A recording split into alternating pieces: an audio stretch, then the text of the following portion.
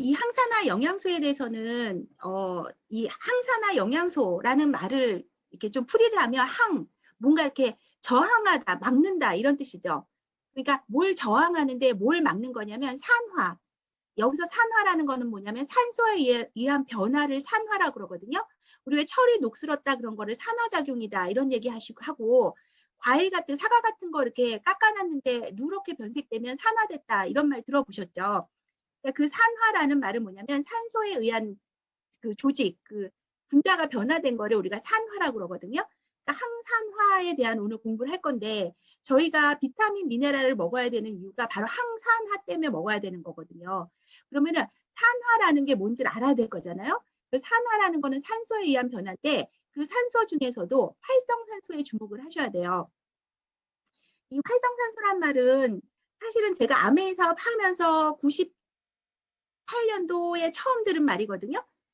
근데 지금도 활성산소를 잘 모르고 계시는 분들이 있어요. 제가 20 몇 년 전에 들은 말을 지금도 활성산소가 뭔지 모르시는 분들이 있는데 그러니까 아메이에 제가 그 당시에 20 몇 년 전에 들었던 강의가 얼마나 앞선 강의였는지 요즘도 느끼고 있는데요. 근데 그 말도 조금 일리가 있는 게 이 활성산소란 말이 나온 게 사실은 그렇게 오래되지가 않아요. 역사적으로 보면요.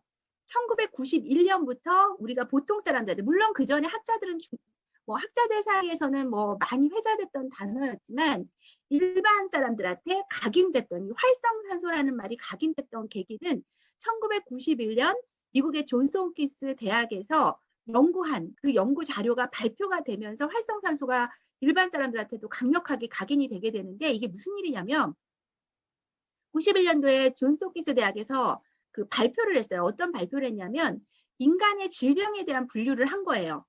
돈이 많은 데다 보니까 이런 연구들, 기초 연구들을 굉장히 많은 데가 존스 홉킨스 대학이거든요. 여기서 이제 인간의 질병을 분류를 한 거예요. 이 질병을 분류하는데 우리 질병의 병명들이 굉장히 많이 있죠. 뭐 감기부터 시작해서 뭐 온갖 질병의 병명들이 있잖아요. 그 질병을 다 분류를 해본 거예요. 분류를 해봤고 심지어 어디까지 분류했냐면 아프리카 외 토착인들이 겪는 병들이 있죠. 그러니까 외부에는 없는 그 토착인들, 그 부족 안에서만 일어나는 질병까지도 다 알아낸 거예요. 다 조사해가지고 질병을 분류했더니 91년도 상태에서는 지구상에 존재하는 질병의 병명이 3만 6천 가지였다는 거예요. 그러니까 3만 6천 가지로 분류가 됐어요. 저는 이거를 보면서 그때 그런 생각이 들었거든요. 저걸 뭐 굳이 분류하나, 우리는 저거 분류 안 해도 옛날부터 알았잖아. 5만 가지 질병이 있다. 이런 말 우리 옛날부터 어른들이 쓰셨잖아요. 우리는 예로부터 5만 가지 질병이 있는 거 알았는데 5만 가지가 있는데 아직 3만 6천 가지밖에 못 셌나 보다. 저는 그렇게 생각했거든요. 어쨌든 그 당시에 존스 홉킨스에서 발표한 질병의 가지수는 3만 6천 가지였어요. 그러면서 이 3만 6천 가지를 분류를 하게 됐던 그 계기가 있었는데 어떤 계기가 있었냐면 인간의 영원한 숙제죠. 그 숙제에 대한 질문을 풀기 위한 그 기초 작업이었어요. 그 질문이 뭐였냐면 인간은 왜 늙고 병들고 죽음에 이르는가? 이런 질문 혹시 해보신 분? 죽음에 대한 공포 우리 다 갖고 있잖아요. 근데 인간들 어떤 그 호기심 많은 사람들 중에서는요. 이런 고민을 아주 심각하게 한 사람들이 있었다는 거죠. 사람은 왜 늙지? 늙는 게 당연한 게 아니라 왜 늙지 고민한 사람이 있었다는 거죠. 그리고 왜 병들지? 그리고 왜 죽지? 이거에 대한 고민을 한 거예요. 그래서 이 답을 찾기 위한 프로젝트가 진행이 되고 있었고 그 진행되는 과정에서 그 질병을 분류했는데 3만 6천 가지로 분류가 됐다라는 거죠. 그럼 그 3만 6천 가지로 분류를 했는데 그 분류한 그 병명들의 원인들이 있어요. 이 병은 왜 생기고 이 병은 왜 생기고 그걸 다 찾아봤을 거 아니에요. 다 찾아봤는데 그 병의 원인을 찾아보니 그 원인을 찾으면 왜 사람은 늙고 병들고 죽음에 이르는지를 찾을 것 같아서 찾을 거라고 믿었기 때문에 이걸 병의 원인을 찾아본 거예요. 찾아봤더니 10%가 지금 우리 난리 났죠. 코로나 때문에. 바로 이런 바이러스라든가 세균이라든가 곰팡이 같은 외부 병원균에 의해서 질병이 온다는 거예요. 그 질병 때문에 사람이 병도 들고 죽음까지 이르게 된다는 거죠. 여기까지는 우리가 상식적으로 알고 있어요. 근데 놀랍게도요.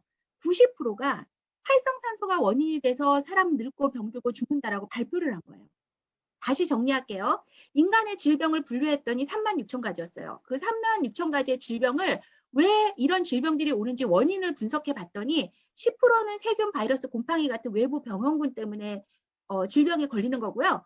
90%는 활성산소가 원인이 돼서 사람은 늙고 병들고 죽는다라는 결론이 난 거예요. 그리고 이거를 발표를 한 거예요. 91년도에. 그래서 그때 사람들이 충격을 받은 거죠. 에? 그럼 우리가 노화하고 병들고 죽는 원인의 90%가 활성산소라고?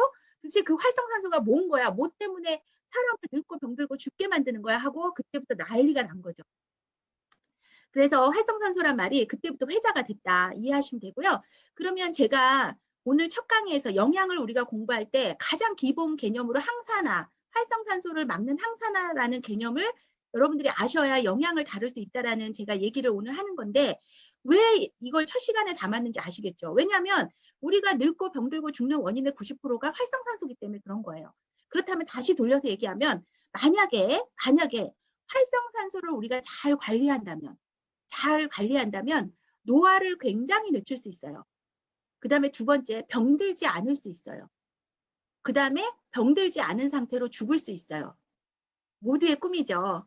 그냥 아프지 않다가 내가 사는 날까지 살다가 100살, 110세 이렇게 살다가 그냥 하루 이틀 왜 이렇게 기운이 없이 그러다가 아이고 갈 때 됐나 보다 해가지고 내 식구들 불러가지고 야 안 되겠다 나 오래 못 살 것 같다 뭐 그러면서 마지막으로 인사 빠이빠이 하고 엄마 간다 그러고 눈 감고 죽으면 얼마나 좋겠어요. 근데 실제로 그러신 분들이 있어요. 어떤 분들이 있냐면요. 옛날에 고승들 있잖아요. 이렇게 왜 그 불교에 보면 왜 고승들 보면 그런 있어요. 유명한 고승들 뭐 경허 스님이나 뭐 이런 스님들 이야기 들어보면 어느 날 아침에 일어나갖고 제자들을 이렇게 불러 모은대요. 다 불러 모아가지고 야 내가 이제 간다. 오늘 간다. 뭐 니들 잘 있거라. 그냥 바람 불면 풍경이 울리거든 내가 왔다 간 줄 알아라. 그러면서 그 자리에서 명상 상태가 들어가는 거죠. 명상 상태로 들어간 상태에서 그대로 숨이 끊어지는 거죠. 조금 있다가. 그러면서 이제 왜 그거를 왜 앉아서 죽는 걸 뭐라 그러더라. 뭐 그거를 그런 이게 굉장히 그 도의 경지가 높으신 분들의 죽음이거든요. 자기의 죽음을 알고 그 죽음과 생과 죽음을 그대로 의식을 갖고 넘어가시는 분들이 있단 말이에요. 또 우리가 갖고 있는 굉장히 잘못된 편견 중에 하나가 뭐냐면 사람이 늙는 건 당연해요. 그리고 죽는 것도 당연해요. 왜냐면 이건 DNA에 있기 때문에. 근데 이 병들다라는 부분 있죠. 이 병들다라는 부분을 우리는 너무 당연하게 생각한다는 거죠. 나이 먹으니까 내가 이렇게 아파. 나이 먹으면 다 병이 있는 거지. 이렇게 생각한단 말이에요. 근데 그거는 잘못된 생각이에요. 병이 드는 건요. 관리를 안 해서 병이 드는 거예요. 인간은요. 늙고요. 죽는 거예요. 그러니까 생로병사 중에서 병이라는 거는 인간이 잘못 살아서 온 거지 병은 당연한 게 아니라는 거죠. 건강한 게 당연한 거라는 거예요. 근데 우리가 왜 병들고의 의미는 뭐냐면 바로 활성산소를 잘 관리하지 못하면 우리는 병들고 죽음에 이른다라는 거예요. 그래서 저희의 목표는 뭐냐면 최대한 노화를 늦춘 상태로 건강한 상태로 죽음으로 넘어가는 과정을 목표로 삼는 것. 저는 그게 저희 삶에서 굉장히 중요한 목표라고 생각하거든요. 저의 꿈이기도 하고요. 그리고 저희 사랑하는 가족들도 그 상태로 건강한 상태로 죽음을 맞이하게 하는 게 목표이기도 하죠. 그렇다면 이제 활성산소를 잘 알아야 돼요.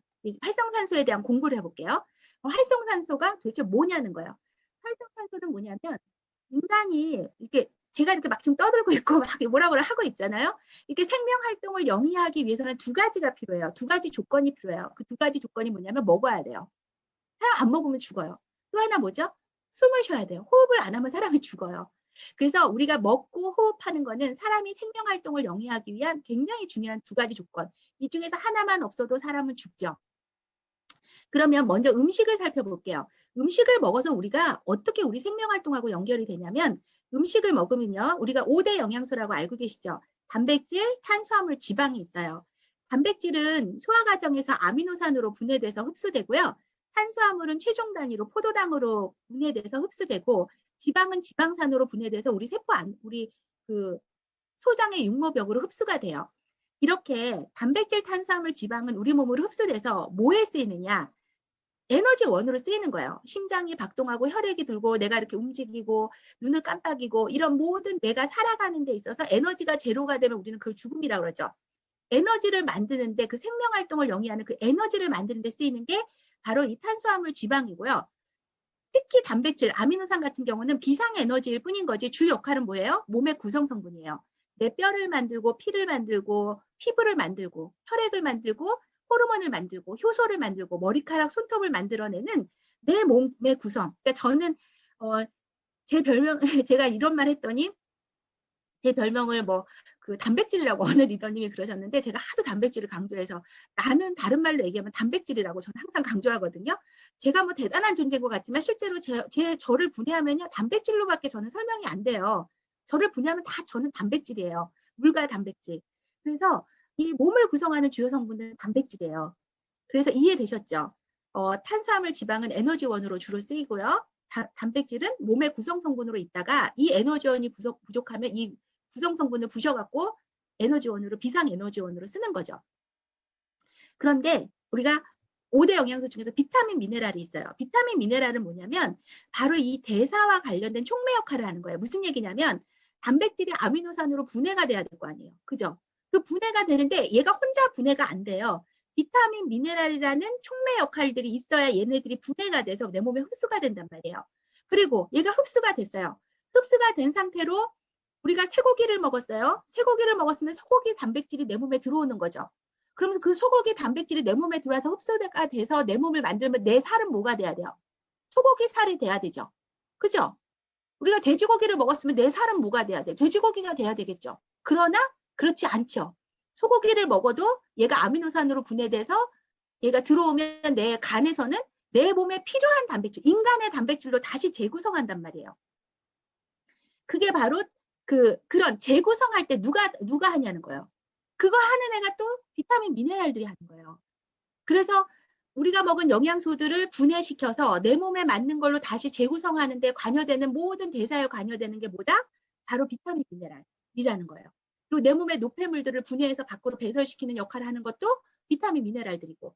그러니까 이렇게 서로 역할 분담이 되는 거야. 단백질, 탄수화물, 지방은 에너지원이면서 몸을 구성하고 비타민, 미네랄들은 그거를 태워서 내 몸에 필요한 걸로 바꿔주는 역할을 하는 게 비타민, 미네랄의 역할. 그래서 어떤 사람은 이렇게 얘기를 해요. 단백질, 탄수화물, 지방은 연탄이다. 근데 연탄 혼자 못하죠. 뭐가 있어야 돼? 번개탄이 있어야 되죠. 그 번개탄 역할을 하는 게 비타민, 미네랄이에요. 그래서 우리는 건강을 위한 가장 중요한 조건은 뭐냐면 이 단백질, 탄수화물, 지방과 음식을 먹을 때 이 단백질, 탄수화물, 지방과 비타민, 미네랄의 균형이 밸런스가 잘 맞게 먹어야 되는 게 음식을 먹을 때 가장 중요한 포인트예요. 근데 지금 뭐 현대인들을 뭐 식원병이다 이런 얘기 많이 들어보셨죠? 암이니 당뇨니 이런 게 뭐 식원병이다. 음식이 원인이 돼서 오는 병이다. 이런 말 다 들어보셨을 거예요. 이 식원병이라는 말의 의미는 뭐냐면 이렇게 균형이 맞아야 되는데 이 균형이 깨져서 오는 게 식원병인 거예요. 어떻게 균형이 깨졌을까요? 눈치채셨죠? 단백질, 탄수화물, 지방을 워낙 많이 먹어요, 지금. 근데 그걸 태워주는 비타민, 미네랄이 부족하게 먹는 게 지금 현대인들의 식단의 가장 큰 문제라는 거예요. 그러면 어떤 일이 벌어지겠어요? 에너지원이 되고 몸을 구성하는 성분을 많이 먹는데 그걸 태워주는 걸 덜 먹으면 들어왔어요? 내 몸에서 에너지가 안 되고 몸을 구성하는 걸로 안 만들어져요? 그러면 얘네들은 싹 다 뭐로 바뀌는지 아세요? 싹 다 밀도가 높은 지방으로 다 바꿔버려요. 지방으로 바뀌어서 어디에 쌓인다? 내 복부며 여기저기 뭐 허벅지며 이런 데다가 다 쌓아놓는 거예요. 그걸 우리는 뭐라 그러죠? 비만이라고 그러죠. 예. 그러니까 비만의 원인은 어떤 의사는 이렇게 얘기하죠. 비만의 원인은 비타민, 미네랄이 부족해서 오는 거다라고 얘기를 하세요. 그 말이 맞아요. 이런 측면으로 보면 맞는 얘기예요. 왜냐하면 비타민, 미네랄을 상대적으로 덜 먹어서 태워주질 못하니까 에너지를 못 바꾸니까 그렇게 된다는 거죠. 그러니까 저희가 비타민C를 하면 딱 떠오르는 게 피로회복 이런 거죠. 왜 비타민C가 피로회복일까요? 다른 이유가 아니고요. 이렇게 단백질, 탄수화물, 지방을 에너지로 바꿔주는 촉매 역할이 비타민이기 때문에 그 대명사가 비타민 C잖아요. 사실은 비타민 B군이 더 대명사인데 비타민 B군이나 C나 다 그런 대명사처럼 우리가 알고 있는 이유가 뭐냐면 바로 에너지로 바꿔주는 촉매 역할을 해주는 애들이 비타민, 미네랄들이기 때문이라는 거예요. 그런데 현대인들의 식단은 비타민, 미네랄이 부족해서 저희가 건강기능식품, 비타민, 미네랄을 이 대표적으로 뭐 시중에도 뭐 저희 뉴트라이트뿐만 아니라 여러 가지 시중에 나오는 건강기능식품의 대표 주자는 역시 비타민, 미네랄들이잖아요. 종합 비타민이라고 불리는 이 비타민, 미네랄들이 왜 이렇게 건강기능식품의 대명사가 현대인들한테 되고 있냐면 식탁에서 부족하기 때문이라는 거죠. 그래서 저희가 먹어줘야 된다는 거. 외부에서 따로 섭취해주지 않으면 이 부분이 해결이 안 되고 우리는 식원병에 걸릴 수밖에 없다라는 거죠. 그러면 이제 오늘의 주제는 이제 여기서 한 발자국 더 넘어갈게요. 비타민, 미네랄이 더 필요한 이유를 제가 더 넘어갈 건데 여기까지 음식을 먹으면 이렇게 단백질, 탄수화물, 지방은 에너지원이 돼서 몸의 구성성분이 되고 비타민, 미네랄은 얘네들을 대사하는 데 관련한 촉매 역할을 해준다. 이 균형이 잘 맞아야 된다. 여기까지는 이해가 됐어요. 그런데 이렇게 에너지원이 되는 이런 포도당, 지방산, 아미노산들이 우리 세포 내로 들어가면 에너지로 바뀌어야 되잖아요. 에너지로 바뀔 때 어디 가서 바뀌냐면요.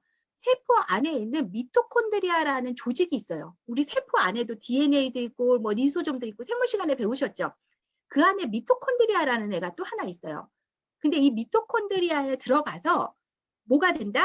이 영양소만 갖고 포도당, 지방산만 갖고는 에너지로 안 바뀌어요. 같이 뭐가 들어간다? 호흡을 통해서 들어온 뭐가 들어와야 돼요? 산소가 같이 들어가줘야 돼요. 호흡을 통해서 들어온 산소가 이 포도당 지방산과 세포 안으로 들어가서 미토콘드리아라는 그 에너지 발전소로 들어가서 거기서 에너지를 만드는 거예요. 여기까지 이해되셨죠? 그럼 제가 이제 미토콘드리아를 설명할게요. 이게 우리 세포의 단면도에 세포를 반으로 딱 자르면 여기에 세포 핵이 있어요. 여기 DNA도 있고요. 세포 핵이 있고요. 뭐 리소좀도 보이고 뭐 이런 게 보여요. 여기에 이렇게 막 뭐 꼬불꼬불한 이렇게 무슨 뭐 이렇게 뭐라 하지? 뭐 곰팡이 이걸 뭐라 그러죠? 무슨 애벌레처럼 생겼다 해야 되나? 곰팡이처럼 생겼다. 하여튼 그렇게 생긴 조직이 있는데 얘를 확대하면 이런 조직이 있어요. 이 조직이 우리 세포 안에 있어요. 이 세포 안에 있는 얘를 뭐라 그러냐? 미토콘드리아라 그래요. 이 미토콘드리아 안에 아까 말씀드렸던 영양소와 산소가 들어가서 에너지를 만드는 거예요. 우리가 살아 숨쉬는 에너지를 만드는 거예요. 그러면 이 세포 안에 미토콘드리아가 그림상으로 얘가 하나가 나와 있지만 실제로 미토콘드리아는 세포에 이 하나가 있는 게 아니라요. 에너지를 많이 내는 세포일수록 이 미토콘드리아가 많이 있어요. 그럼 우리 몸에서 가장 에너지가 많이 필요한 세포 조직은 어떤 세포 조직일까요? 심장세포. 심장은 우리가 마지막까지 뛰어야 되잖아요. 그래서 심장세포에는요. 이 미토콘드리아가 보통 몇 개 정도가 있는 걸로 지금 확인되고 있냐면 2,000개에서 3,000개 정도가 있는 걸로 확인되고 있어요. 그러니까 미토콘드리아가 많은 사람, 그러니까 세포에 미토콘드리아가 많은 사람들은 어떤 사람들일까요? 제가 생각할 때 기본적으로 살이 잘 안 찌는 사람일 것 같아요.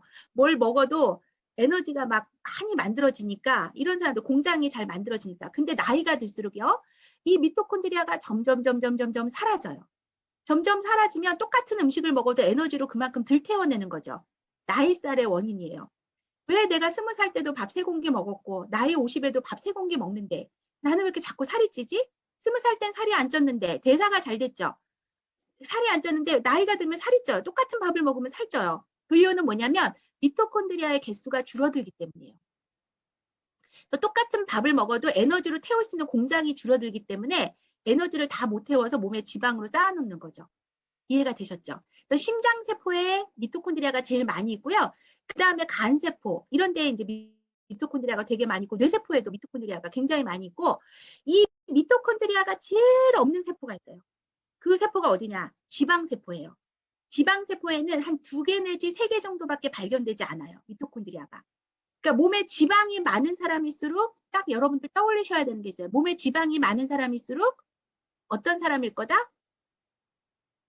몸이 차가워져요. 에너지라는 건 열이잖아요. 몸이 냉해져요. 냉기가 많아져요. 그래서 살찐 사람들이 몸이 되게 차요. 지방이 많은 사람들이. 그리고 조금만 움직여도 힘이 드는 거죠.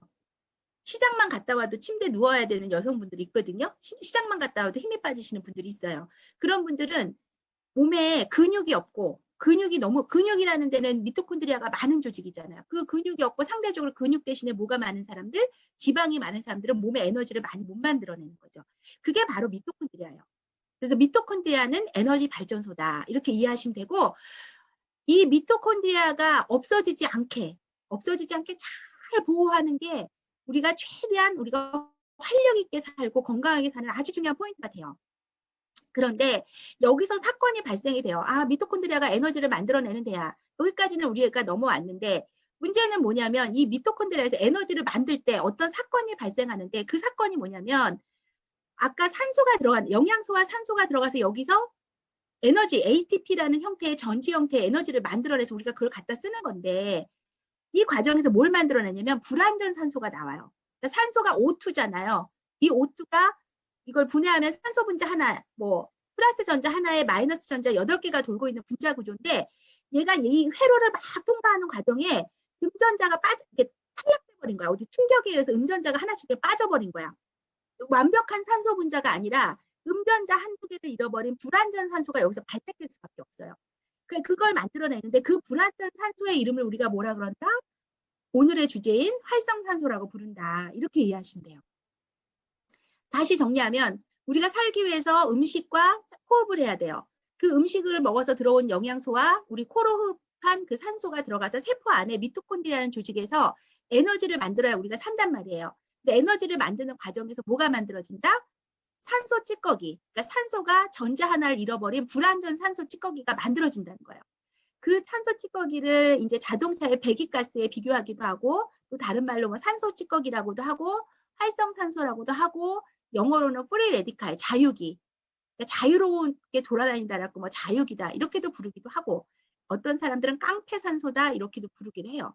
그럼 도대체 이 활성산소가 만들어지는데 이게 도대체 어떤 역할을 하느냐? 이런 역할을 해요. 우리 이 활성산소가 만들어지는데 이제 한 발자국 더 나갈게요.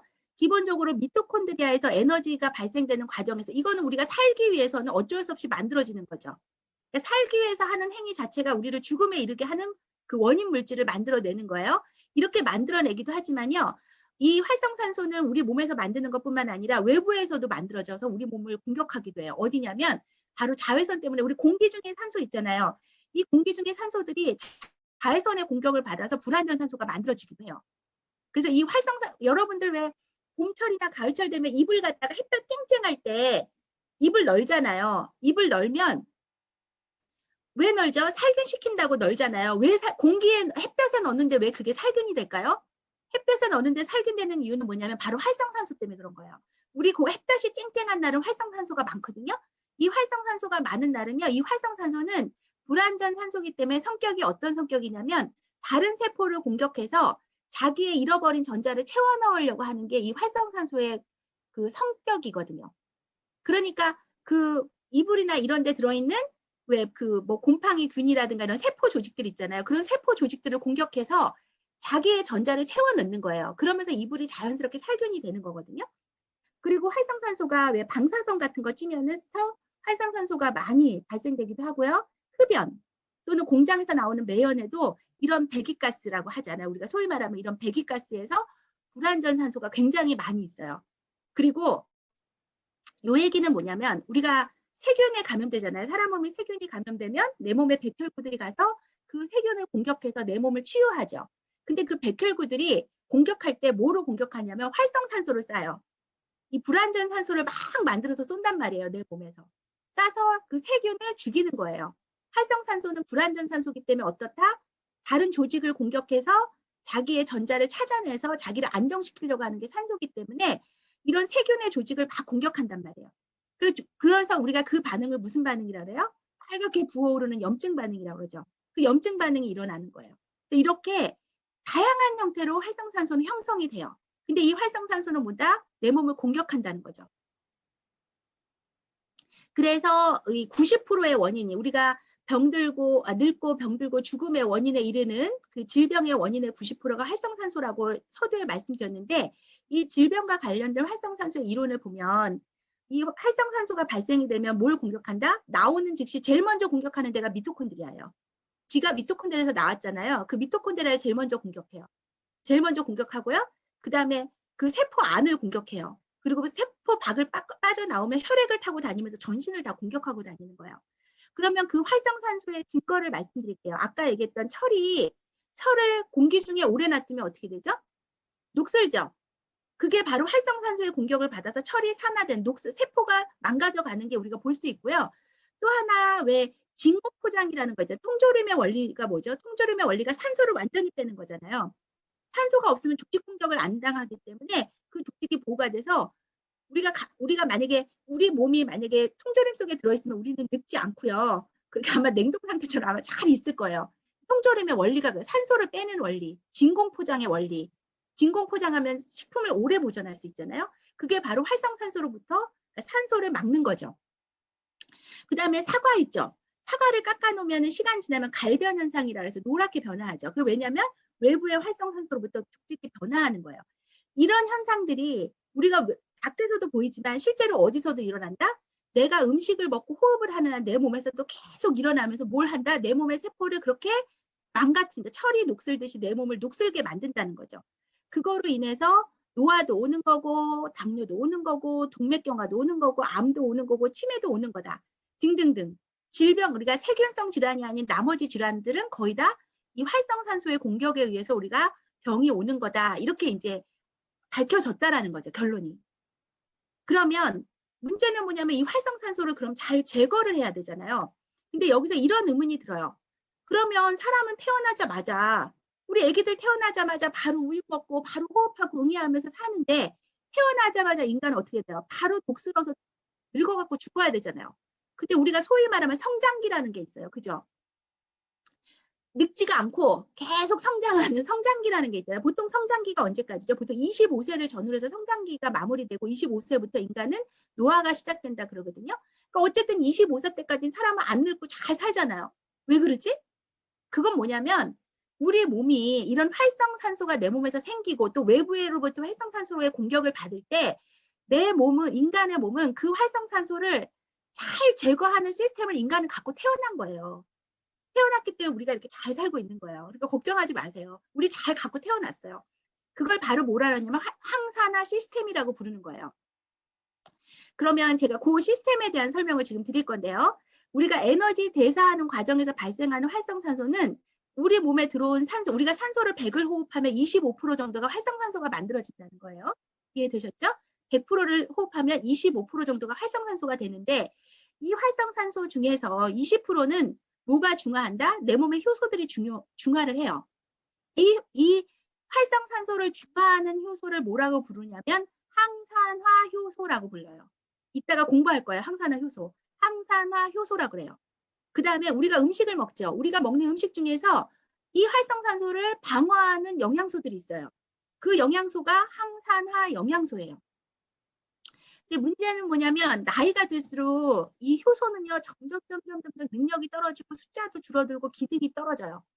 그러면 나이가 들수록 원래 타고나기를 인간은 이 25%의 활성산소를 잘 제거하는 시스템을 효소와 영양소 시스템으로 잘 갖추고 태어났는데 문제는 나이가 들수록 이 효소가 없어지기 때문에 어떻게 해야 된다? 영양소를 상대적으로 먹어줘야 되는 거야. 이게 효소가 부족해지는 만큼. 그래야 우리가 활성산소로부터 내 몸을 잘 방어해서 중년기 이후에 건강을 내가 잘 유지할 수 있고 지킬 수 있다라는 거죠. 이게 TV에서 나왔던 화면인데, MBC에서 나왔던 화면인데요. 그러면 항산화 효소가 어떻게 감소하느냐? 25세 때까지는 사람이 충분히 갖고 있어요. 근데 25세부터 줄어들기 시작해요. 이 항산화 효소가. 그러다가 언제부터 눈에 띄게 줄어들죠? 40대. 40대가 줄어들면서 우리가 갖고 태어난 항산화 효소의 50%가 사라져요. 그리고 60대, 90%가 사라져요. 그러니까 60부터는 완전히 늙죠. 그죠? 너무 막 쪼글쪼글해지잖아요. 몸 조직들이. 그리고 80대가 되면 거의 소멸이에요. 그러면 항산화 효소가 감소하는 건 어쩔 수가 없죠. 물론 이거를 방어할 수 있는 것도 있어요. 제가 설명을 드리겠지만 방어할 수 있지만 이거는 갖고 태어난 게 없어지는 건 어쩔 수가 없어요. 그럼 어떻게 해야 되죠? 첫 번째, 갖고 태어난 게 없어지는 건 어쩔 수가 없어요. 그럼 어떻게 해야 돼요? 외부에서 채워 넣어줘야 되죠. 두 번째, 효소가 부족해지는 것만큼 영양소로 대치를 해줘야 되는 거죠. 효소가 20%를 맡았는데 얘가 10%밖에 못하면 나머지 15%는 영양소가 들어가서 해결을 해주면 되는 거죠. 이렇게 해준다면 이 노화의 곡선을 최대한 늦출 수 있어요. 인간은. 그리고 병들지 않고 죽을 수 있는 그 목표를 이룰 수가 있다라는 거죠. 그래서 왜 남자들이 40대 넘어가면 갑자기 돌연사하는 남자들 많잖아요. 자다가 죽고 막 그런 사람들 많잖아요. 그 원인이 바로 뭐냐면요. 이 항산화 효소가 급감하는 시기이기 때문에 심장이 아까 미토콘드리아가 어디에 많다 그랬죠? 심장에 제일 많다 그랬잖아요. 그 심장에 항산화 효소가 줄어들면요. 심장 세포가 갑자기 멈출 수가 있어요. 그래서 심장마비로 돌연사하는 사건은 그래서 그렇거든요. 근데 상대적으로 여자들은 남자보다 훨씬 독하잖아요. 그래서 급사는 안 하는데 그냥 여기저기 아프죠. 40 넘어가, 그러니까 우리 40 넘어본 여성분들 다 느끼죠. 제가 저희 그 선배 사장님들이 아우 40 넘어봐. 40 딱 되면서부터 몸이 너무 아파. 이래 갖고 제가 39살까지도 그 말이 뭔 말인 줄 몰랐어요. 저게 도대체 무슨 말이야? 저게 왜 아프다는 거야 그랬거든요. 어떻게 40을 기점으로 그렇게 딱 아파 사람이 그랬는데 제가 40이 딱 돼 보니까 그때부터 정말 아프더라고요. 말할 수 없이 여기저기 아프더라고요. 그래서 아 이게 이 말이구나 하고 제가 느꼈거든요. 정말 느꼈거든요. 진짜 여기저기 아픈 시기가 오는 거예요. 40이 넘어가면. 그래서 특히 이렇게 50% 이상 감소하는 이 40대부터는 항산화, 효소와 영양소에 대해서 집중적으로 여러분들이 공부해서 섭취하지 않으면요. 나머지 이제 그 중년 이후의 건강은 이제 질병을 받는 거죠. 성적표를 받는 거죠. 너는 고혈압, 너는 당뇨, 너는 뭐 암, 뭐 이런 거 다 받는 거예요. 너는 우울증, 뭐 이런 거 다 너는 골다공증, 이런 거 다 받는 거예요. 그 건강에 대한 성적표를 받는 시기이기 때문에 40 이후부터는 특별히 더 관심을 가지시고 이 항산화에 대해서 굉장히 집중하지 않으면 안 된다. 그리고 무엇보다 이 정보를 아는 사람과 이 정보를 갖지 못한 사람과의 차이는 굉장히 벌어질 거예요. 나이가 시간이 지나면 지날수록. 제가 참고적으로 54세란 말이에요. 지금 68년생이니까. 얼마 전에 누가 그 양자 분석을 해달라고 그래갖고 제가 이제 나갔어요. 동네 이제 앞에 카페 나갔는데 양자 분석 하려면 알죠? 그 주민등록 아니 저기 생년월일 이렇게 넣어야 되잖아요. 기본 정보에 넣는데 어머 나랑 나이 1968년이라고 그러는 거예요. 근데 제가 어머 나랑 동갑이네요 라는 말을 못 하겠는 거야. 참아.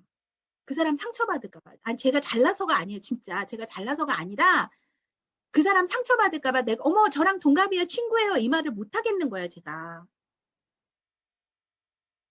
저 솔직히 말하면 할머니인 줄 알았어요. 너무 늙어 보여가지고. 그래서 너무 깜짝 놀란 거예요.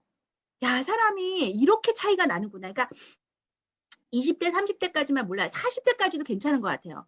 근데 진짜 50 넘어가면요. 이 관리가 된 사람과 관리가 안 된 사람의 이 외모적인 차이는요. 정말 말할 수가 없어요. 게다가 70 넘어가 보잖아요. 요즘 70도 관리 잘 되신 분들은 정말 아주머니 정도밖에 안 되잖아요. 근데 정말 관리 안 된 사람, 제가 너무 충격받았어요. 어쨌든 40부터 굉장히 중요한 게 항산화 영양소들이라고 보면 되고요. 그럼 이제 본격적으로 그럼 항산화 효소가 뭔지를 우리 몸을 지키는 우리가 갖고 태어난 항산화 효소들을 한번 공부해 볼게요. 그 항산화 효소들은 어떤 애들이 있냐면요. 크게 네 가지가 있어요. 이 네 가지만 알면 돼요. 네 가지만 알면은 딱 모든 게임이 끝나요. 첫 번째가 뭐냐면 슈퍼 옥사이드 디스뮤타제. 슈퍼 옥사이드가 활성산소거든요. 디스뮤타제, 중화하는 효소란 뜻이에요. SOD 효소라고 부르는데 이 SOD 효소의 구성 성분이 뭐다? 구리, 아연, 망간이에요. 구리, 아연, 망간. 이거를 꼭 기억하세요. 구리, 아연, 망간이 그 미네랄 효소의 그 SOD 효소의 구성 성분이에요. 그래서 양자 같은 거 체크해 보셨을 때 내가 혹시 미네랄 중에서 구리, 아연, 망간 쪽에서 뭐가 부족한 걸로 뜨잖아요. 그럼 활성산소 방어력이 굉장히 떨어지고 있다는 걸 느끼고요. 그런 분들은 노화 부분 체크해 보면요. 노화 사인이 굉장히 높게 올라와요. 노화 사인이. 그래서 그럴 때 어떻게 해야 돼요? 구리, 아연, 망간을 빨리 보충해 주는 거예요. 이게 정보예요. 이게 정보예요. 두 번째, 그루타치온 퍼록시다제라는 효소가 있는데 이 그루타치온은 들어보셨는데 이 그루타치온은 간에서 만드는 해독 효소거든요. 그 해독 효소가 그루타치온 퍼록시다제인데 이 그루타치온 퍼록시다제에 들어가는 미네랄이 뭐냐면 셀레늄이에요. 핵심 효소예요. 근데 왜 그루타치온 퍼록시다제가 우리가 관심을 가져야 되냐면 활성산소도요. 종류가 여러 가지인데 공격 포인트들이 다 다르거든요. 그때 어떤 활성산소는요. 우리 세포 안에서 발생된다 그랬잖아요. 활성산소가. 세포 안에서 발생돼 갖고 DNA를 공격하는 활성산소가 있어요. 그 DNA를 공격하는 활성산소의 공격을 받으면 DNA가 망가지겠죠. DNA가 망가진 세포를 우리가 뭐라고 불러요?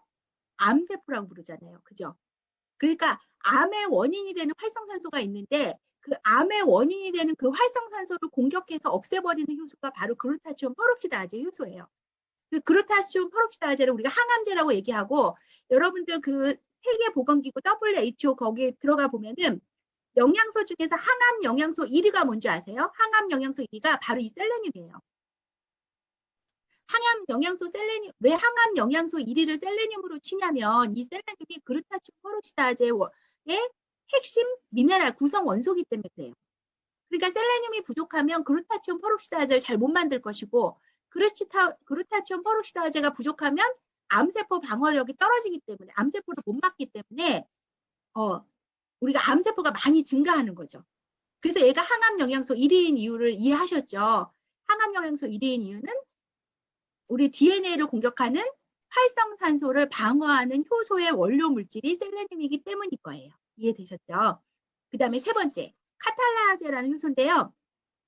얘는 여러 가지 아미노산의 결합체예요. 그래서 우리가 먹는 필수 아미노산들이 결합해서 만들어지는 게 카탈라제이기 때문에 단백질도 활성산소를 막는 항산화 효소에 들어가요. 그 다음에 오늘의 어떻게 보면 가장 중요한 애인데요. 코큐텐 요소라는 애가 있어요. 근데 이 코큐텐 요소는 왜 중요하냐면요. 이 SOD 효소 같은 경우는 약간 수용성 기질이 좀 강하다 보니까 전신적으로 작용을 해요. 근데 주로 어디서 작용하냐면 혈관에서 주로, 혈액에서 주로 작용을 하거든요. 그리고 글루타치온 페록시다제는 세포 안에서 주로 작용을 해요. 근데 이 코큐텐 요소는 뭐냐면 어디서부터 활성산소를 방어하기 시작하냐면 미토콘드리아에서부터 방어를 하기 시작해요. 미토콘드리아에서 활성산소가 생기면 그때 즉각 얘가 이거를 중화시켜버려요. 그러면 코큐텐 요소가 많으면 미토콘드리아에서 만들어지는 활성산소가 밖으로 못 빠져나오겠죠. 그러면 우리 몸이 공격당할 이유가 전혀 없는 거죠. 근데 이 코큐텐 요소가 어디서 만드냐면요. 우리 간에서 만들어요. 합성하는 효소예요. 근데 나이가 들수록 간 기능이 떨어지기 때문에 코큐텐 효소의 합성 능력이 떨어지면서 미토콘드리아가 공격당하기 시작하면서 우리 몸에서 에너지 대사 능력이 떨어지기 시작하는 거거든요. 그런데 이 코큐텐 효소가 제일 필요한 데가 어디겠어요? 역시 심장이겠죠. 그 다음에 간이겠죠. 그 다음에 콩팥, 췌장 이런 순으로 이 코큐텐 요소가 많이 포진돼 있어요. 왜? 활성산소를 막으려고. 그래서 얘가 미토콘드리아에서부터 활성산소를 막은데 거기서 미처 못 막고 빠져나오는 활성산소들이 있죠. 그러면 코큐텐이 쫓아나와요. 쫓아나와서 거기서 없애요. 근데 거기서도 또 빠져나와가지고 세포 밖으로 빠져나가는 활성산소들 있죠. 그럼 얘 쫓아나와요. 쫓아나와서 거기서 또 방어를 해요. 그러니까 온몸 끝까지 추적해요. 얘는 활성산소를 거의 레이더처럼 끝까지 추적해서 없애는 애가 코큐텐이에요. 그러니까 어떻게 보면은 항산화 효소 중에서는 코큐텐이 정말 전방위적으로 수비수와 최고의 공격수를 다 막는 애가 코큐텐 효소인데 안타깝게도 나이가 들면 코큐텐 합성 능력이 떨어지기 때문에 우리가 늙고 병들어 갈 수밖에 없는 거죠. 그런데 그래서 정말 이거는 중요한 포인트인데 저는 뉴트리라이트 제품 굉장히 많잖아요. 굉장히 많은 것 중에서 제 강의 들어보신 분들 알겠지만 그중에서 하나만 먹어야 된다. 그러면 저는 코큐텐 먹겠다. 제가 그 얘기한 거 기억나신 분들 있을지 모르겠는데 저는 하나만 먹으라면 코큐텐 먹어요. 왜냐하면 제 나이가 40이 넘었기 때문에 이거를 제가 놓칠 수가 없는 거예요. 예. 이거를 가장 기본으로 놓고 봐야 된다는 거예요. 물론 비타민 D 굉장히 중요하죠. 근데 막말로 비타민 D는 나가서 햇볕 쬐면 되잖아요. 그죠? 나가서 제가 햇볕을 안 쬐서 그런 거지 문제인 거지. 나가서 햇볕 쬐면 만들어져요. 그때 코큐텐 아니라는 거죠. 이건 먹지 않으면은 해결이 안 되는 부분이기 때문에 코큐텐 효소는 이렇게 중요하다 얘기할 수 있고요. 그 다음에 이제 중요한 거 효소가 부족하면 영양소를 먹어야 되잖아요. 이 항산화 영양소는 세 가지가 있어요. 첫 번째가 뭐냐면 카로티노이드라 그래서 녹황색 야채 과일의 색소 영양소, 우리가 녹색이나 황색을 구성하는 색소 영양소에 많은 게 이 카로티노이드거든요. 식물 영양소예요. 이 식물 영양소가 뭐로 바뀌죠? 비타민 A로 바뀌죠. 그래서 우리가 비타민 A를 항산화 영양소라고 부르는 거예요. 그래서 항산화 영양소는 비타민 A, 비타민 C, 비타민 E, 그래서 뭐 에이스다 이렇게 우리가 부르는데 이 카로티노이드는 비타민 A로 전구되기 때문에 비타민 A를 항산화 영양소로 부르는 거예요, 저희가. 그런데 이 카로티노이드, 비타민 A는요, 어디서, 그러니까 얘네들은 이 항산화 영양소들은 지역 방어를 해요. 어떻게 지역 방어를 하냐면 이 녹황색 야채에 들어있는 녹색이나 우리가 뭐 시금치라든가 또는 뭐 당근 같은 거 먹으면 이런 거 카로티노이드 되게 많거든요. 근데 이런 과일들의 색깔 영양소들을 중에서 이 녹황색 야채를 구성하는 색깔 영양소를 통칭해서 저희가 카로티노이드라고 하는데 이 카로티노이드에 또 이렇게 보면 계통이 있어요. 이건 통칭해서 우리 대한민국 사람들 중에서도 김씨, 이씨, 뭐 박씨 있잖아요. 그리고 이제 김씨에 해당되는 애가 베타카로틴이에요. 뭐 이씨에 해당되는 애가 알파카로틴 이렇게 이해하시면 돼요. 이 카로티노이드 중에서 베타카로틴과 알파카로틴은요 어디서 우리가 활성산소를 방어해 주냐면 피부와 점막에서 방어를 해줘요. 녹항생 야채 많이 드시면 피부 점막이 튼튼하고 건강한 이유가 뭐냐면 얘네들이 방어를 해주기 때문에 그런 거예요. 외부에서 활성산소 공격을 받는다 그랬잖아요. 근데 그거를 방어해 주는 거예요. 그리고 루테인 너무 유명하죠. 루테인, 제아산틴은 눈은 바로 활성산소 뭐 자외선 공격 바로 활성산소 그냥 떼잖아요. 이 눈을 보호하는 애가 루테인하고 제아산틴, 눈의 산화를 방어하는 거예요. 눈 영양제에 루테인, 제아산틴이 들어가는 이유가 바로 그 이유인 거고요. 우리가 폐 안 좋은 사람들 베타카로틴 많이 먹으라 그러잖아요. 폐에 뭐가 많죠? 그러니까 폐암 잘 걸리고 폐렴 잘 걸리신 분들은 점막이 많잖아, 폐에. 폐의 점막이 촉촉하고 튼튼해야 노폐물이 쌓이지 않고 노폐물의 공격을 안 당하는데 그러다 보니까 폐암 예방하기 위해서 많이 먹어야 되는 게 베타카로틴이라고 하는 이유도 바로 얘가 피부 점막을 방어하는 아이기 때문에 그렇다는 거죠. 그래서 항산화 영양소를 우리가 이제 나이가 들어갈수록 외부에서 항산화 영양소 많이 먹어야 된다 그랬잖아요. 베타카로틴 많이 드시고 비타민 A 많이 드시면 돼요. 두 번째는 역시 뭐니 해도 비타민 C죠. 비타민 C는 수용성, 물에 녹는 항산화제거든요. 전신적으로 작용해요. 온몸에 작용. 우리 몸에 70%, 60, 70%, 50%가 물이라고 하니까 이 물에 녹아서 방어를 하다 보니까 물은 머리끝부터 발끝까지 우리 몸에 다 있잖아요. 그 머리끝부터 발끝까지 다 방어를 해주는 애가 비타민 C예요. 그리고 비타민 E는 지방이 산화되는 걸 막는 애예요. 지용성 항산화제예요. 그래서 콜레스테롤 수치가 높으신 분들 있죠. 콜레스테롤은 지방이잖아요. 그 콜레스테롤이 많으면 얘가 활성산소의 공격을 받으면 뭐가 돼요? 과산화 지질이 돼요. 그래서 과산화 지질이 되면 이 과산화 지질은 세포벽을 공격해서 세포를 동맥경화를 일으키는 물질이 되거든요. 그러니까 우리가 잘 생각해 봐야 되는 게 콜레스테롤은 간에서 내가 만드는 물질이에요. 만드는데 왜 만들어요? 우리 세포막의 원료 물질이 콜레스테롤인 거 아시죠? 우리 세포막을 만들기 위해서 콜레스테롤이 있어야 되고요. 또 우리 호르몬을 만들려면 그 호르몬의 원료 물질이 또 콜레스테롤인 거예요. 그 콜레스테롤이 있어야 호르몬 기능이 좋은 거야. 우리 막 여성 호르몬 부족해갖고 갱년기 오고 그 난리가 해서 호르몬이 소중한 거 이제 알잖아요. 근데 만약에 내가 콜레스테롤이 부족하면 호르몬을 못 만들어서 우리는 여러 가지 내분비, 이제 갑상선 문제, 무슨 뭐 부신 문제, 또 뇌하수체 문제, 뭐 불면증 오고 우울증 오고 몸에 기능 오고 막 암 생기고 난리가 나는 거예요. 근데 그 호르몬을 만드는 물질이 콜레스테롤이란 말이에요. 그러니까 콜레스테롤은 나쁜 애가 아니란 말이에요. 근데 그 콜레스테롤을 왜 나쁘다고 우리가 인식하냐면 콜레스테롤이 활성산소의 공격을 받아서 만들어지는 과산화 물질이 동맥경화를 일으키기 때문에 우리가 나쁘다고 인지하거든요. 그럼 우리는 현명한 사람은 어떻게 해야 되냐면 아니 내 몸을 구성하는 콜레스테롤이 문제가 있어요. 걔가 항상 공격을 받아가지고 좀비가 돼서 지금 문제인 거지. 그 좀비가 안 되게 만들려면 어떻게 해야 돼요? 바로 지방이 산화되는 걸 막는 비타민 E를 충분히 드셔야 돼요. 그래서 비타민 E가 현대인들한테 굉장히 중요한 항산화제로 부각되고 있는 이유 중에 바로 뭐냐면 현대인들이 지방을 많이 먹잖아요. 심혈관계 질환이 워낙 많다 보니까 이 비타민 E를 많이 섭취하라고 하고요. 이 비타민 E는 지용성 항산화제지만 제가 좀 전에 설명드렸던 코큐텐은 지용성 항산화 효소예요. 또 콜레스테롤을 방어하는 두 가지 영양소를 꼽았다 그럼 코큐텐과 비타민 E를 찝으시면 여러분들 딩동댕 정답이에요. 만약에 시험 보시면 거기 점수 맞는 거예요. 지방이 산화되는 걸 막는 두 가지 영양소 딱 두 개밖에 없어요. 지구상에 딱 두 개밖에 없어요. 코큐텐 효소와 비타민 E 이 두 가지예요. 그래서 이 두 가지를 드시면 그러니까 고지혈증이신 분들은 이 두 가지를 꼭 드시면 돼요. 그 다음에 이것도 너무 중요하지만 또 하나가 있어요. 바로 식물 내재 영양소라는 게 있는데요. 이 식물 내재 영양소는요. 최근 들어서 밝혀지고 있는 것들인데 지금 이쪽에 대한 지금 연구가 지금 엄청나게 되고 있으면서 엄청난 시장을 형성하고 있어요. 이 식물 내재 영양소 뭐냐면 왜 아까 얘기했듯이 사람도 호흡하고 살기 위해서 활성산소를 만들어 나간다 그랬잖아요. 식물들도 마찬가지예요. 식물들도 가만히 있는데 외부의 활성산소의 공격을 지속적으로 받잖아요. 그러면 우리는 막 옷이라도 겹치고 뭐 집안이라도 들어가면 되는데 그 떼약볕 아래에 있는 식물들은 그 외부의 활성산소의 공격을 어디 피할 수도 없고 막을 수도 없잖아요. 그래서 식물들은 어떻게 하냐면 스스로 자기가 항산화 물질을 만들어내요. 자기 씨앗을 보호하기 위해서 스스로 항산화 물질을 만들어내요. 그 만들어내 갖고 어디다 포진하냐? 우리가 햇볕 들어오면 커튼 치듯이 그 자기 겉면에다가 그 항산화 물질을 겉면에다 포진시키는데 그걸 우리는 뭐라 그래요? 식물의 색깔이라고 부르는 거죠. 참외 색깔은 노랗죠. 사과 색깔은 빨갛죠. 딸기 색깔 빨갛잖아요. 포도 색깔 어떠죠? 자주색이죠.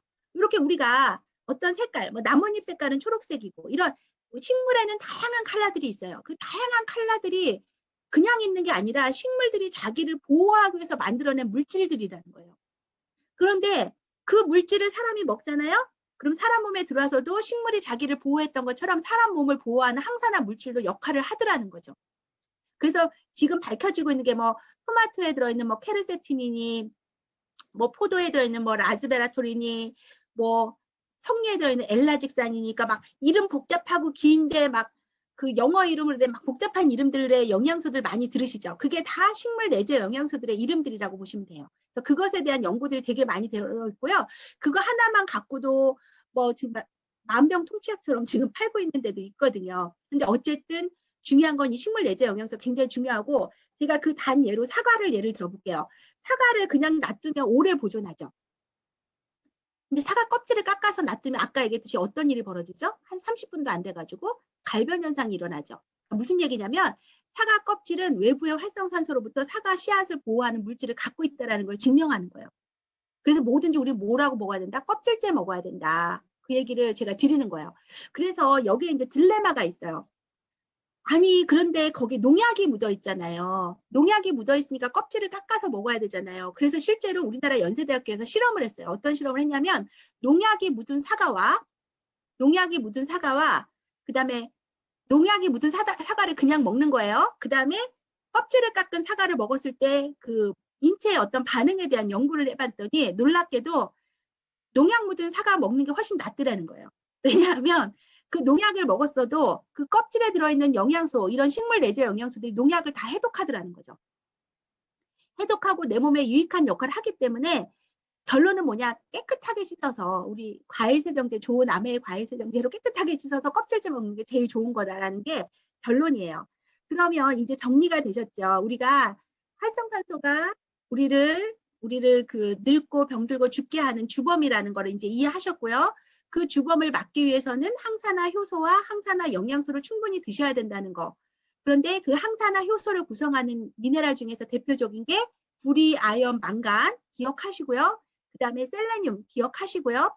그 다음에 코큐텐 기억하시고요.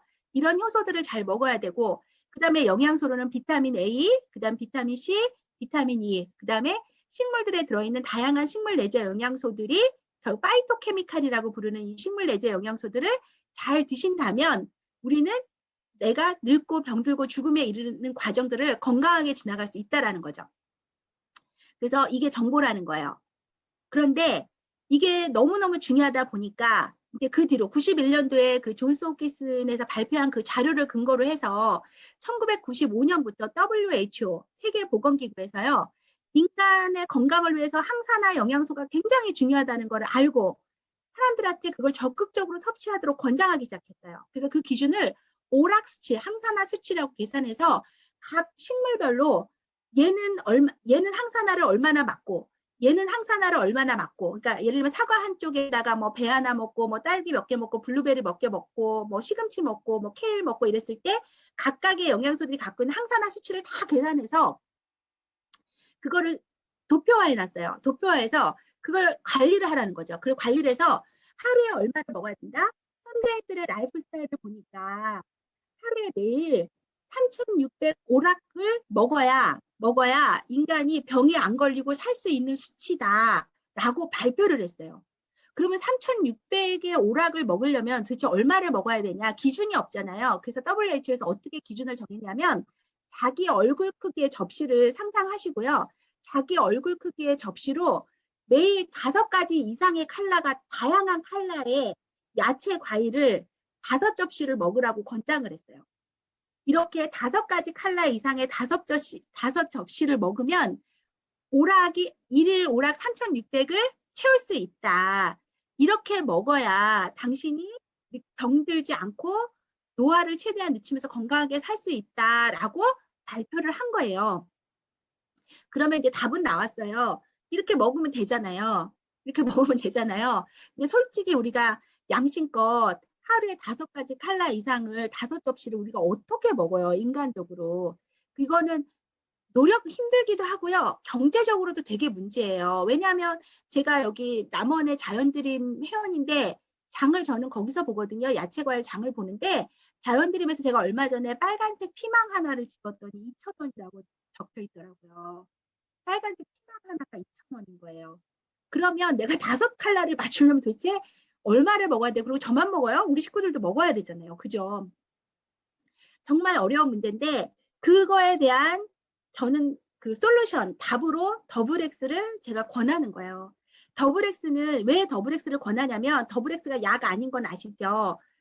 유기농 농장 얘기는 제가 나중에 기회 되면 해드릴게요. 저는 이 농장을 4번을 가본 사람이기 때문에 정말 생생하게 아메이 뉴트라이트 농장을 저는 증언을 할 수 있는 사람이거든요. 자격도 되는 사람이고요. 제가 다 가봤으니까. 제 돈 내고 2번 갔고요. 2번은 회사에서 보내줘서 저는 가봤기 때문에 저는 이 농장을 눈을 감고도 농장을 설명할 수 있어요. 이 유기농법에 대해서는 저는 눈을 감고 다 설명할 수 있어요. 그러니까 결론은 뭐냐면 아메이는 전 세계에서 유일하게 자사 농장을 갖고 있는 건강기능식품이에요. 자사 유기농 농장을 전 세계 5군데 갖고 있어요. 그 5군데의 자사 유기농 농장 인증받은 데서요. 직접 유기농으로 농사를 지은 야채, 과일만을 원료로 해서 그 원료에서요. 원료를 가지고요. 급속 동결 건조시켜요. 급속 동결 건조시켜서 거기서 수분 빼고 식이섬유 뺀 가루를 만들어요.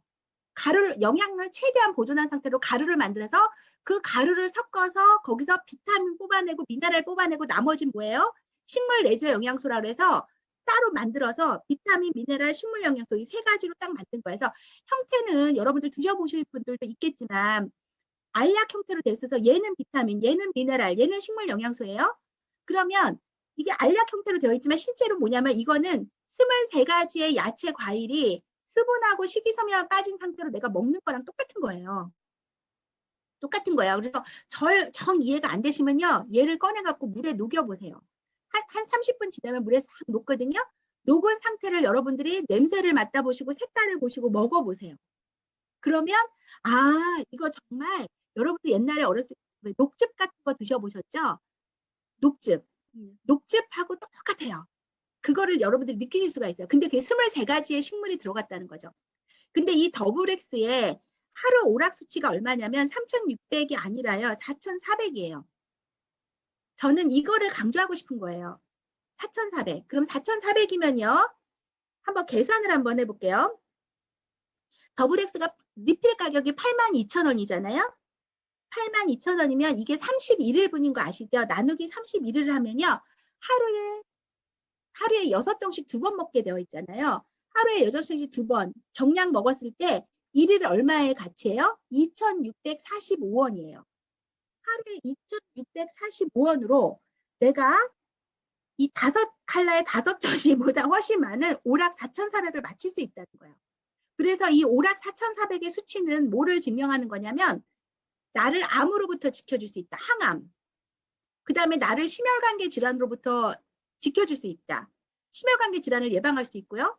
그 다음에 내 면역을 다 지켜줄 수 있는 항바이러스, 항균 기능까지를 다 할 수 있는 게 바로 이 오락 4,400의 의미거든요. 그러니까 하루에 2,600원이면 솔직히 커피값, 아메리카노 커피값도 안 되는 돈이잖아요. 그러니까 저는 그래요. 많은 분들이 나는 돈이 없어서 더블엑스를 못 먹겠어. 이렇게 얘기하시는 분들이 있거든요. 그럼 저는 뭐라고 얘기하냐면 과일을 줄이시면 돼요. 라고 얘기를 해요. 과일값 비싸죠. 요즘 수박 하나가 17,000원, 18,000원 하는 거 아시죠? 그 수박 먹지 마시고 수박 대신 그냥 물 한 잔 드시고요. 물 한 잔 드시고 더블엑스 드세요. 건강을 위한 저는 지혜로운 선택인 거예요. 그래서 뭐 프로틴은 뭐로 대체할 수 있죠? 소고기 한 근만 안 먹어도 우리 프로틴 먹을 수 있잖아요. 개고기 8마리에 해당되는 아미노산가가 프로틴 한 통에 있는데 소고기 안 먹고 돼지갈비 한 번 안 먹고 우리 식구 프로틴 먹는 거지 내가 아메이 한다고 해갖고 안 쓰는 돈을 쓰는 거라고 여러분들 생각하시면 안 되고요. 저는 정말 솔직하게 증언하는데요. 저희 집 거의 과일을 안 먹어요. 돈이 없어서 안 먹는 게 아니고요. 땡기지가 않아요. 내가 비타민 미네랄이 부족하면 막 땡기거든요. 단백질 부족하면 고기 땡기고 비타민 부족하면 막 과일 같은 거 땡기거든요. 그래서 막 과일을 산처럼 놓고 드시는 분들이 있어요. 근데 그런 집에 더블엑스 들어가면 확실히 과일값이 떨어지더라고요. 왜냐면 안 땡기니까, 덜 땡기니까. 더블엑스 얘기 드렸고, 더블엑스를 잠깐만 소개하면서 이제 마무리할 건데요. 더블엑스에 들어있는 영양소예요. 비타민 A, B1, B2, B3, B12, 엽산, 비타민 C, 비타민 D, 비타민 E, 판토텐산, 비타민 K, 비오틴 해서 14가지의 비타민이 들어가고요. 칼슘, 철, 요오드, 아연, 구리, 망간, 마그네슘, 셀레늄, 몰리브덴 해서 9가지 미네랄이 들어가요. 이 중에서 제가 빨간 줄 친 거 기억하시죠? 구리, 아연, 망간, 셀레늄, 항산화 효소 원료물질 여기 싹 다 들어있죠? 비타민 A에다 또 뭐가 들어가 있어요? 비타민 A는 지용성이기 때문에 과잉을 섭취 못하기 때문에 100%만 일일 권장량의 100%만 들어가고 그래도 부족하기 때문에 비타민 A의 전부체 베타카로틴이 또 여기 들어있어요. 비타민 A, 베타카로틴 들어있죠. 비타민 C, 비타민 E 들어있죠. 항산화 영양소 여기 싹 다 들어있죠. 거기다가 뭐가 들어있죠? 식물 내재 영양소, 24가지 식물 내재 영양소가 싹 다 들어있는 게 더블엑스예요. 그래서 더블엑스 자체는요.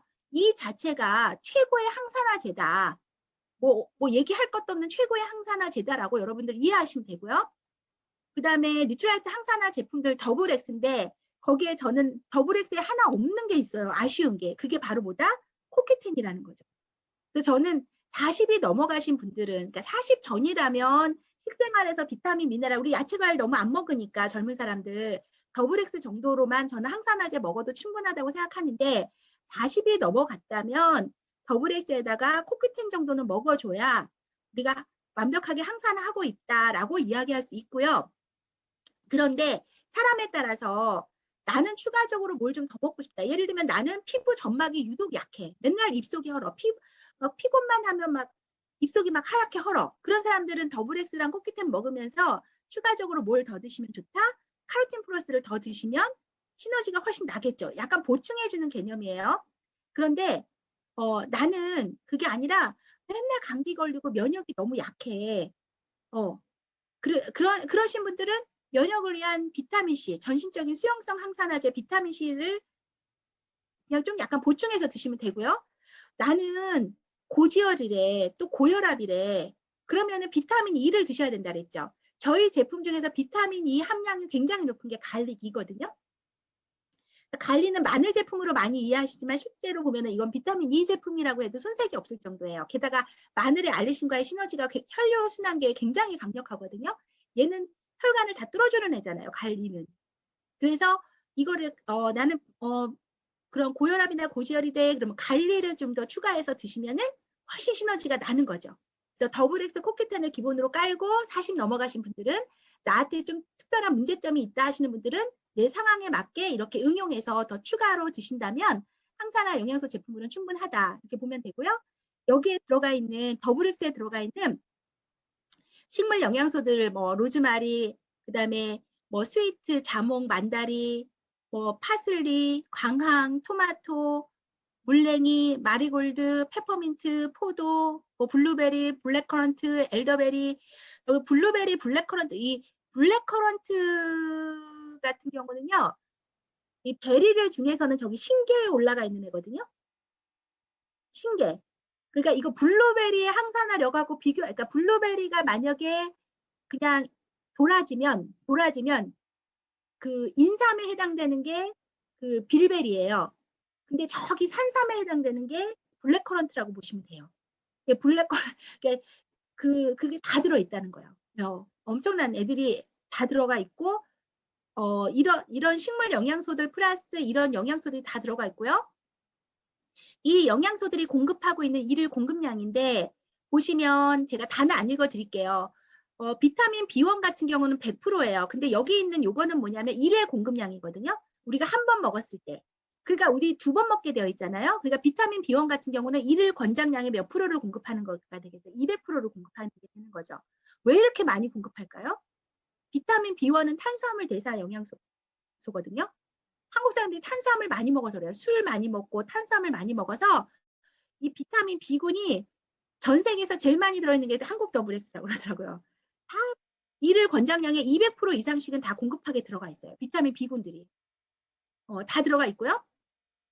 우리 중요한 비타민 E. 비타민이 일일 권장량의 100%니까 2번 먹으면 200% 권장하니까 어디 가서 따로 뭐 다른 거 보충할 필요가 없이 충분히 더블 X로 충분히 공급이 가능하다는 거죠.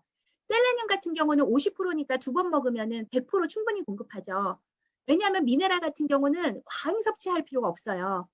딱 일일 권장량만 정확하게 하고 있고요. 망간 같은 경우도 50%니까 2번 먹으면 100% 정확하게 공급하니까 따로 뭘 추가로 해서 먹을 게 없죠. 게다가 우리 또 음식 먹잖아요. 음식을 통해서 또 들어오는 것들이 있기 때문에 충분하고요.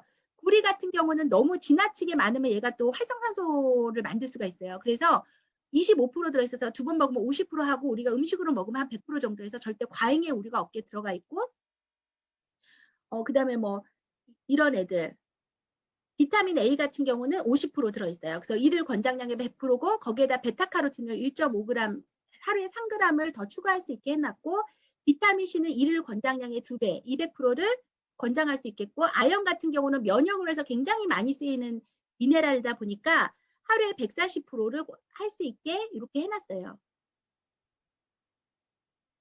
네, 이렇게 돼 있고, 예.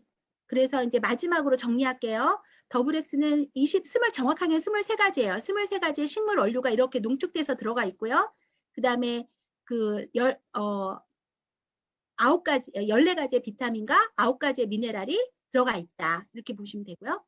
여기 하나하나 보시면 매일매일 내 밥상에 이게 올라오는 거예요. 로즈마리가 올라오고 아세로라 체리가 올라오고 강황이 올라오고 토마토, 마리골드, 페퍼민트, 자몽, 레몬, 뭐 시금치, 알팔파 이런 것들이 내 식탁에 매일매일 충분하게 오락 4,400을 맞추면서 내 식탁에 올라오고 있다. 이렇게 생각하시면 되고요.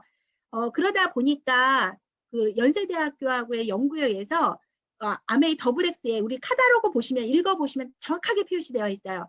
DNA 보호한다고 써 있어요. 그래서 활성산소를 감소시킨다고 되어서 DNA 손상을 줄인다고 되어 있거든요. 이 말 한 문구 하나가 굉장히 의미하는 바는 뭐냐면 더블 X 한 통이 항암제라는 의미예요. 더블 X가 그냥 항암제, 암을 막는 제품이다 이렇게 이해하시면 되는 거예요. 그래서 카다로그 읽어보시면 그 LDL 수치를 줄이고 그러니까 혈관이 손상되는 걸 방어하고 DNA를 방어한다라는 말이 정확하게 카다로그에 적혀 있어요.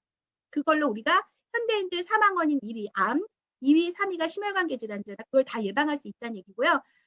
이렇게 항산화 영양소 더블 X와 그다음에 지용상 항산화 효소 코큐텐을 드신다면 완벽한 패키지로 여러분들이 활성산소를 막으실 수가 있습니다.